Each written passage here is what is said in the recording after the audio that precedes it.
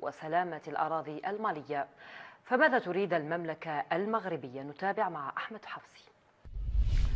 تبحث المملكة المغربية عن موطئ قدم لها في إفريقيا من بوابة الأزمة المالية عبر خلط أوراق منطقة الساحل وإدخالها في دوامة من الصراعات بإثارة النزاعات القبلية والعرقية، حيث طرح حزب مغربي مقرب من العرش الملكي ورقة طريق ملغمة لعقد مصالحة بين الحكومة المالية وحركة تحرير الأزواد عبر مقترح حكم ذاتي موسع لشمال مالي، في خطوة تصعيدية من قبل السلطات المغربية لإشعال المنطقة من جديد.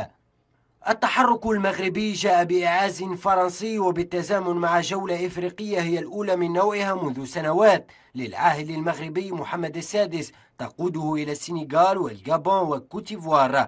السلطات المغربية هاجمت الجزائر من جديد، معتبرة مواقفها من التدخل العسكري الفرنسي في مالي حجرة عثرة في وجه استقرار مالي والمنطقة. فالسلوك المغربي العدائي الجديد والذي يستهدف استقرار وأمن الجزائر له عدة أهداف غير معلنة، لعل أبرزها إقامة دويلة جديدة للانفصاليين التوارق الماليين بالقرب من الحدود الجزائرية في خطوة لإثارة التوارق الجزائريين.